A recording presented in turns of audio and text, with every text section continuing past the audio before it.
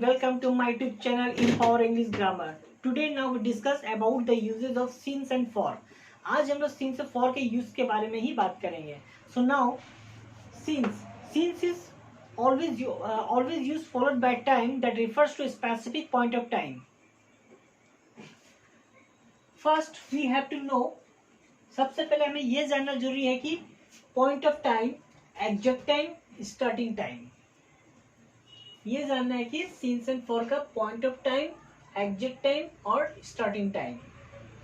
जो point of time होती है वो निश्चित समय के बारे में बताया जाता है. जैसा कि सपोज मैं आपको घड़ी के बारे में बता रहा हूँ. ये घड़ी है.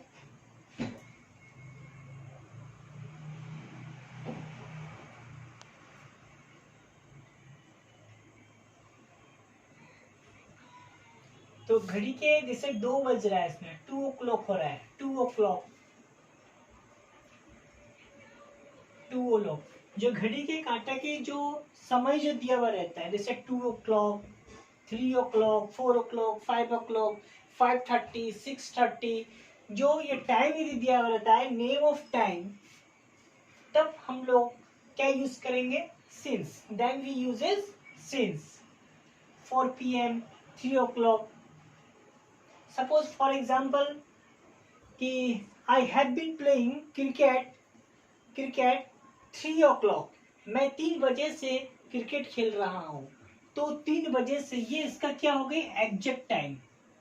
कौन सा समय है इसका? एक निश्चित टाइम है, एक पॉइंट ऑफ टाइम है कि वह कब से खेल रहा है. इसके एग्जैक्ट टाइम दिया हुआ है कि 3 o'clock. ये समझ जाना है. और ये भी समझना है कि टाइम का एक नाम दिया हुआ है कि कितने बजे, 3 o'clock, 5 o'clock. हमेशा याद रखिएगा उस टाइम का नाम दिया हुआ है और उसकी वो स्टार्टिंग टाइम है, वो कब से खेल रहा है. तब हम लोग क्या यूज करेंगे? सिंस का यूज करेंगे. सो नेक्स्ट देखिएगा, नेम ऑफ ईयर. यदि सालों का नाम दिया रहता है, ईयर्स का, देन वी यूजेस सिंस. 1948, 2009, 2020, ये क्या ईयर का नाम है. Let's for example, we have been reading in this school since 2009. मैं इस स्कूल में 2009 से पढ़ता हुआ आ रहा हूँ. कब से पढ़ रहा है? 2009 से.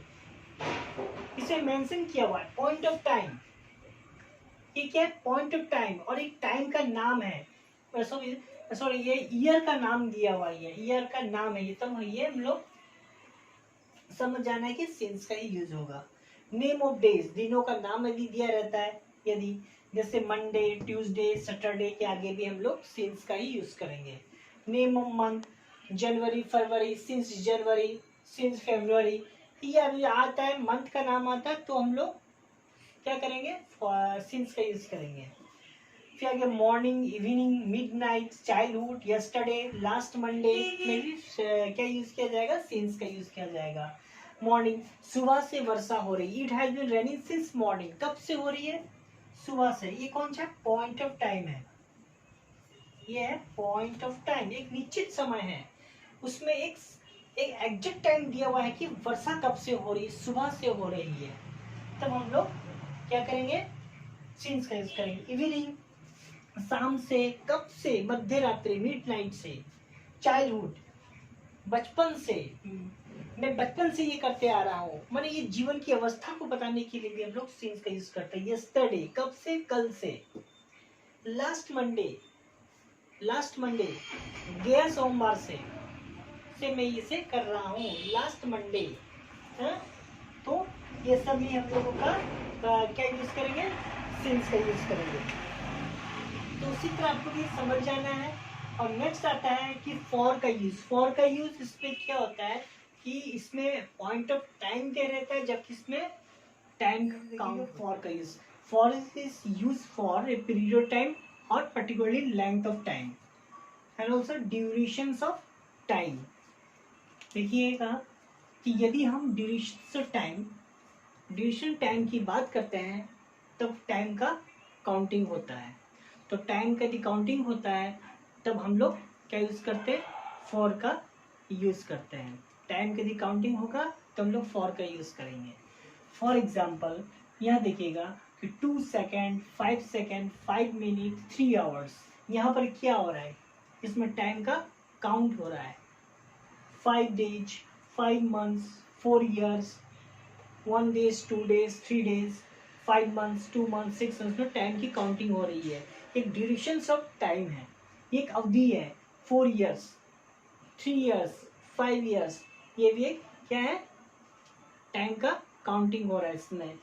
And also durations of time for a long time, several days, few days. तो हम लोग सबसे पहले ये एग्जाम्पल के तौर पर समझते हैं ताकि आप लोग समझने में आसान हो। He has been reading 6 o'clock। वह 6 o'clock से पढ़ रहा है, सुबह वो 6 बजे से पढ़ रहा है। तो इसमें एग्जैक्ट टाइम दिया हुआ है। टाइम इसमें मैंने बताया था ऑलरेडी आप लोगों को, टाइम यदि दिया रहता है तब फॉर होगा। पॉइंट ऑफ टाइम, ये एग्जैक्ट टाइम दिया हुआ है कि वो कब से पढ़ रहा है, 6 o'clock से।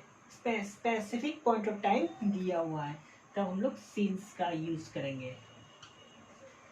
फिर नेक्स्ट देखिए, they have been living Shimla 2010। वे शिमला में कब से रह रहे हैं, 2010 से रह रहे हैं।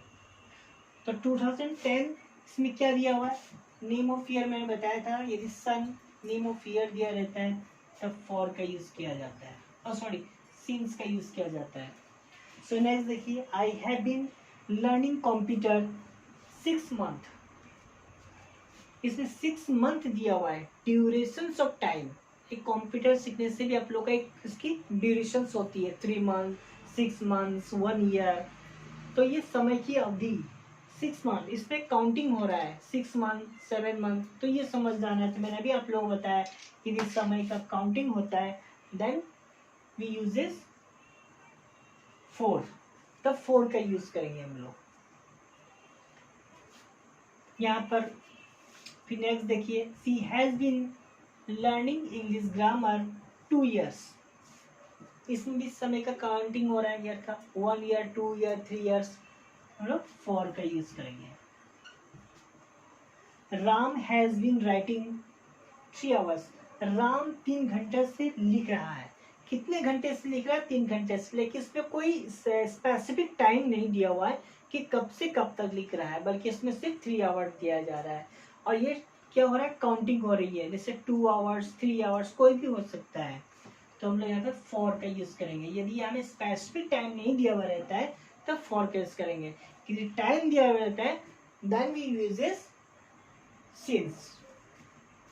We have been doing a long time, long time, काफी समय से, दैट इसमें हम लोग 4 का यूज करेंगे।